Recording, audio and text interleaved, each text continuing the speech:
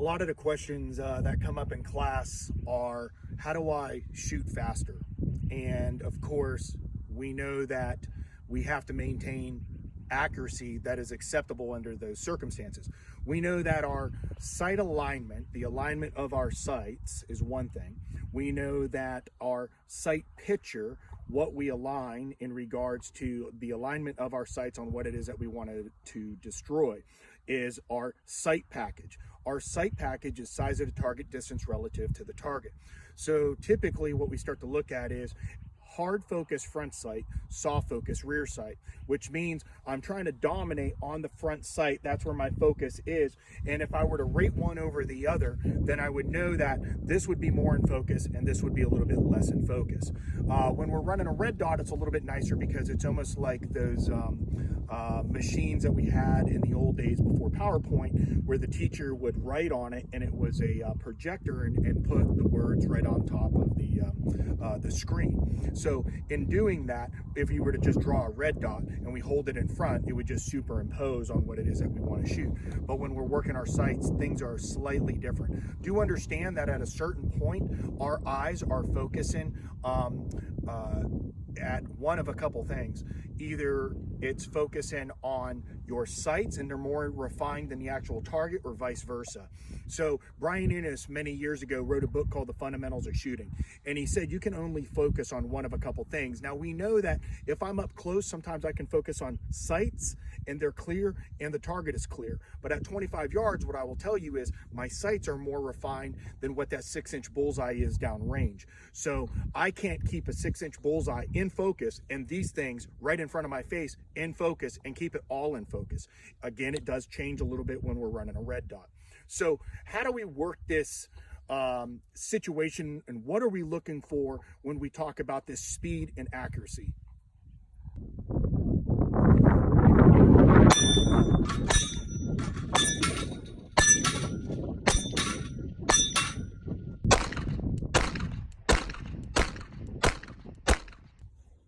The analogy that I like to use is see your sights, track your sights, check your work through your sights. See your sights. Well, what does that mean?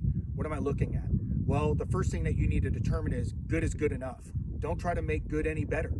Which means that if you're talking about a full torso shot, I could be coming out of the holster and immediately going bang right here. And I know that my sights, though they're not exactly in the notch, are going in the direction that I need to, and I'm guaranteed that I will get that one on the body. If you were to say, well, now I need you to do a headshot or a hostage rescue shot, well, at that point, my sights are gonna have to be much more refined in order to make that shot. So that's why we talk about our sight package, size of the target, distance relative to the target. You put a guy at 25 yards and I've got to do a headshot. Well, that's a lot different than doing a headshot at 3 yards. So not only that, but it also changes the way I interact with the trigger. So we know that if it's up close and personal, I can do a compressed break. And a compressed break is where I basically go finger to the trigger, I drive straight back. Now I'm always trying to pull the trigger straight back into the rear and not influence the gun whatsoever, but that is always quite the challenge. The next thing that I may do on that critical shot at 25 yards on a headshot is I might end up coming in here and actually staging the trigger, a little bit of creep, and then I break the shot. And that's because I want to get that hammer and sear back to that gnat's ass razor's edge, okay, to be more accurate. So when we start to look at our sight package also, and I believe, dictates the way in which I pull the trigger. So we have see your sights, good needs to be good enough. Again, it needs to be no better than that. It literally could be a hostage rescue shot or anywhere on the body. That is for you to determine. And then we have track our sights. Well, you pull the trigger. Does the gun always recover to somewhat of the same position that it originated from? Well, you're on the gun and you're starting to rock and roll with it. That's for you to determine, and that's by reading your sights. So we're getting feedback. Now that feedback, if you know you have a full torso and you're only occupying, say, this much of my torso, then I would say if you're reading your sights correctly, you need to speed up.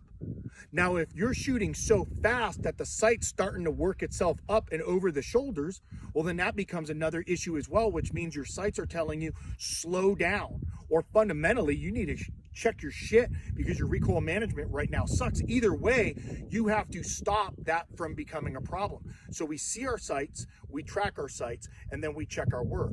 Now remember, 1 minute, and this is why we always talk about sight package, 1 minute the bad guy's facing you like this, next minute he turns sideways. Well, that is a complete different sight package, even though the distance remained the same. So what you were getting away with before, you may not get away with now. And then of course, the last one's going to be behavior.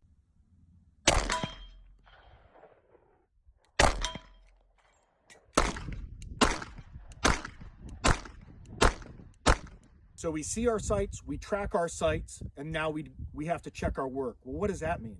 That means that I have to check the boxes on the first two because I'm now wondering why this guy's still shooting at me. I have 8 shell casings in the air and this guy's still shooting at me.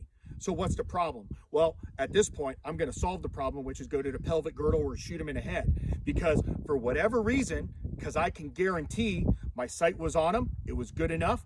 I tracked the other shots, they were on him as well. There was green behind my sights. Well, maybe he's doped up, maybe he's wearing body armor. Bottom line is I really don't care. I'm there to solve that particular problem, which is to change his behavior. I can only be able to make that determination if I answer the first 2 questions. If you can't answer the first 2 questions, then you're not paying attention. A lot of people want to shoot fast. Well, to shoot fast, you have to see fast, and you have to know what you're looking for. Now, when we talk specifically about behavior, I look at it like a law enforcement officer. Law enforcement officer gets into an altercation, pulls his expandable baton, throws it across the radiomedial nerve or the common peroneal on the tibia.